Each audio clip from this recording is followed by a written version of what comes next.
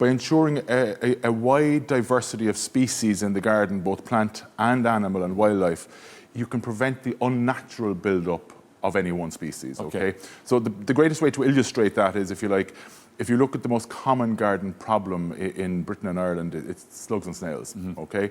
Now, the natural predators for slugs and snails, I'm sure you know this, but just in case you don't, it's hedgehogs and birds, okay? The larger birds, like thrushes and things like this, right?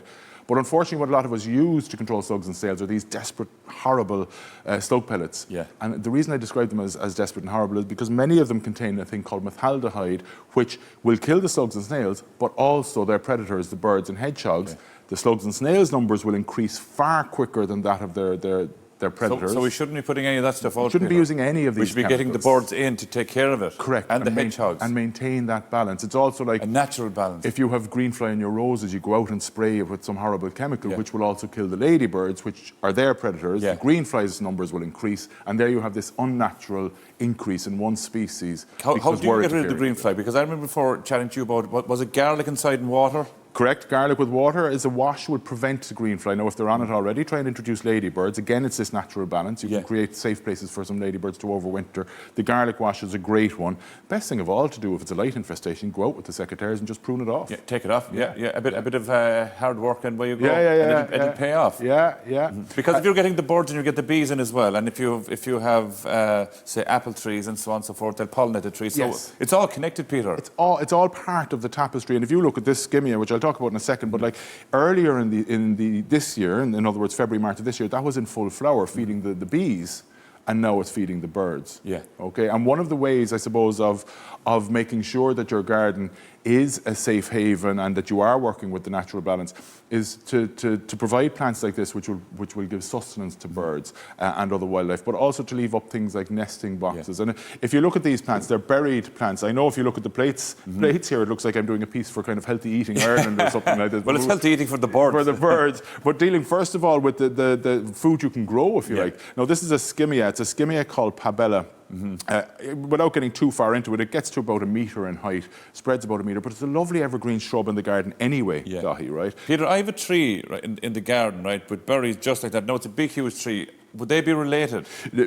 Probably not if it's a tree, because there are various different types of skimmias, yes. But like, I just brought in the skimmia as an illustration. You've trees like Tony asters, holly, pyracantha. All these will give berries, and they're all going to be very, very beneficial. And Peter, it's very, very simple in one sense. If this food is in the garden, the birds are going to come into the garden for the food. Correct. And if the food isn't there, they're not going to come into the garden. They're not. Why are they going to come in? Yeah. So if we're giving them the food, and I mentioned holly and pyracantha, so if we have things growing that are that size, then they'll also nest in there. So they'll nest in amongst the holly. The thorns will keep them safe. They'll feed on the berries in the garden, and they'll repay you then next year by feeding on things like vine weevil grubs, leather jackets, slugs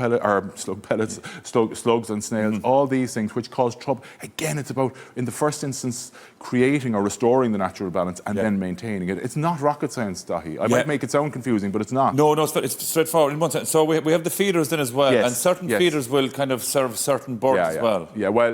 So you've different feeders. If you look at this one first, this is a peanut feeder. It's like a wire feeder. Who'll come in for these now? Who'll come in for the peanuts? Most birds will feed on peanuts, actually, and also you have, and as will hedgehogs and red squirrels, things like that. They'll all feed, and obviously they won't feed it in a bird feeder, but they'll feed on peanuts.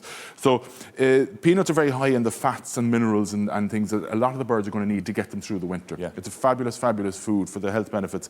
But one of the common, I don't want to use the word problems, but common issues, if you like, when people use bird feeders outside is, and you were mentioning it earlier on to me before we came on, was about rodents and mice and rats and undesirables being attracted, right? And that is an issue. So there's no point pretending it isn't. But the thing to do is the feed that you provide, okay? So if you look at this one here, right? This is sunflower hearts, okay?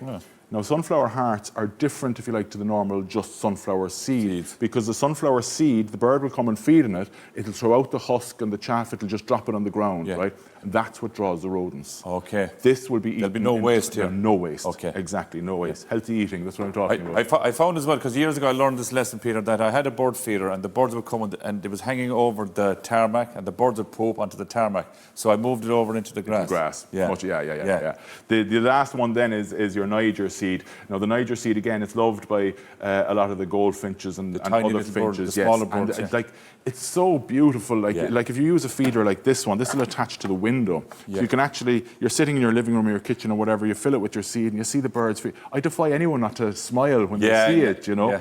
So it's not only that they're giving us healthy gardens, but they're also so attractive. And again, if you have something like that, Peter, say, you will keep, say, crows and bigger birds that we don't want to see as much around either, because these are designed for the smaller birds, aren't they? Well, the seed is designed for the smaller bird. These feeders, not so much. Okay. And I'm surprised, you, with all your horticultural knowledge, that you haven't asked me yet why I've bought in 2 hanging baskets. Well, I was getting there. You were. Yeah. Well, I'm going to show you a tip, right? And lots of us will have these wire hanging baskets in the shed, whatever. Maybe they're still hanging up with some summer flowers.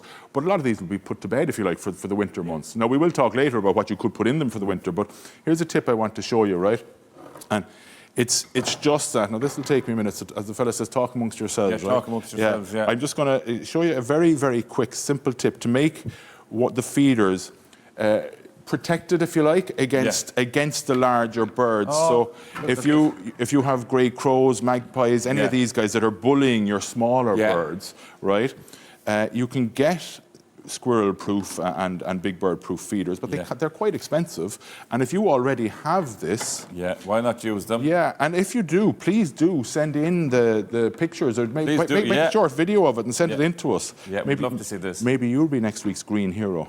Maybe you have a tip that you can share with us. Yeah, we'll chat about this week's green hero in a second, but so that keeps the big birds out. The big birds can't get in, that's the small birds can. Yeah, I just think it's a great little tip, and lots of us have these wire hanging. And if you're finding the big birds are still getting in, with this particular basket, you could still put a bit of twine or something across to make the hole smaller. Just to stop them. Yeah, just to stop them getting in. Yeah. Do you know? It's little small tips like that.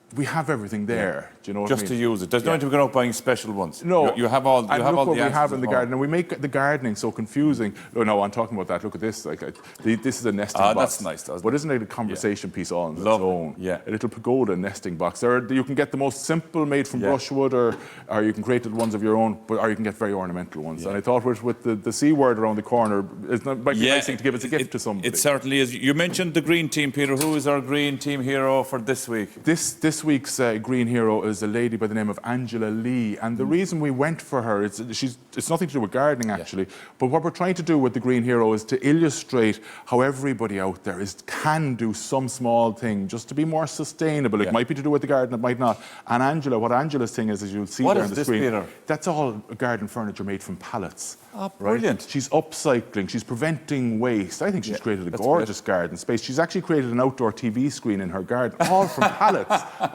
Doesn't that look fantastic? You'd love to sit out there now with a nice fire, wouldn't you? Yeah, wouldn't you just? I was going to say a cup of tea or a glass of wine. Or a glass of wine. We'll take whatever we get. We will. If you have a green hero at home, and if you'd like to send in a pic and tell us the story as well, please do today at rte.ie. Peter, great to have you, and we'll see you again next Friday. Can't wait. Thanks, Dahi.